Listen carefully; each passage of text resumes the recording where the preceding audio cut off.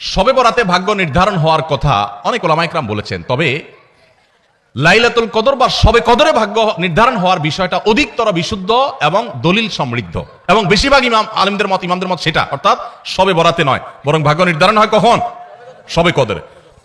অনেক ওলামা ইকরাম সমন্বয়ের চেষ্টা করেছেন, কিন্তু বেশিরভাগ দলিল প্রমাণগুলোর দিকে তাকালে এবং বেশিরভাগ ইমামদের মত হলো, বড় বড় মুফাসসিরদের, ইমাম কুরতুবী রাহমাতুল্লাহ, বড় বড় তাফসীরবিদদের মত হলো যে মানুষের সারা বছরের ভাগ্য আল্লাহ নির্ধারণ করেন শবে কদরে।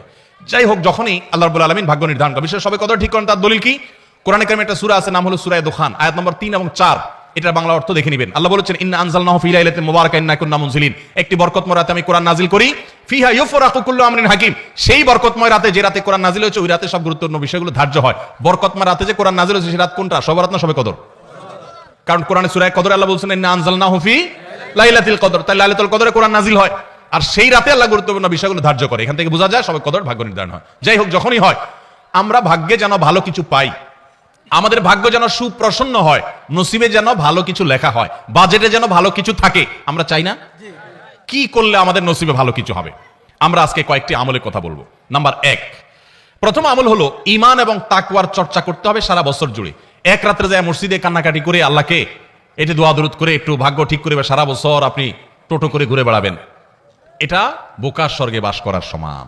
এটা কখনো সঠিক বিষয় না, বরং আপনি ইবাদত বন্দেগী নেকামল সারা বছর জুড়ে করার চেষ্টা করবেন। আল্লাহ বলেছেন, ওয়ালাউ আন্না আহলাল কুরআ আমানু ওয়াত্তাকাউ লাফাতাহনা আলাইহিম বারাকাতিম মিনাস সামা। যদি কোন জনপদের লোকেরা ঈমান আনে আর তাকওয়া অবলম্বন করে, আল্লাহ বলেছেন তাদের জন্য আসমান থেকে আমি বরকতের সমস্ত দুয়ার খুলে দিব।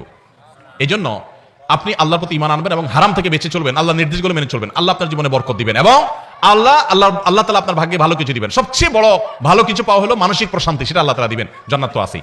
2 নম্বর আমল হলো ইস্তেগফার করবেন, গুনাহ মাফ চাইবেন, আস্তাগফিরুল্লাহ ওয়া আতুবু ইলাইহি। যারা বেশি বেশি পড়ে, আল্লাহ তাদের রিজিকে বরকত দান করে, ইনকামে বরকত দান করে। আল্লাহ বলেছেন, ওয়া ইউমদিদুকুম বিআমওয়ালিন ওয়া বানিন। যারা ইস্তেগফার করে, তাদেরকে আল্লাহ সম্পদ এবং সন্তান দিয়ে সমৃদ্ধ করেন, তাদের ভাগ্য ভালো কিছু হয়। এজন্য বেশি বেশি আস্তাগফিরুল্লাহ পড়বেন, আস্তাগফিরুল্লাহ আস্তাগফিরুল্লাহ, যত রকমের ইস্তেগফার আছে পড়বেন। 3 নম্বর হলো রেজা বিল কাজা, আল্লাহ যা দিয়েছেন এর উপর সন্তুষ্ট থাকবেন। আলহামদুলিল্লাহ বলুন, যা পাইছি আলহামদুলিল্লাহ। আলহামদুলিল্লাহ বলে কি হবে? আল্লাহ বলেছেন, লা ইন শাকারতুম লাযিদান্নাকুম, যদি তোমরা নিয়ামত যা পাইছো শুকর আদায় করে আরো বাড়াই দিব।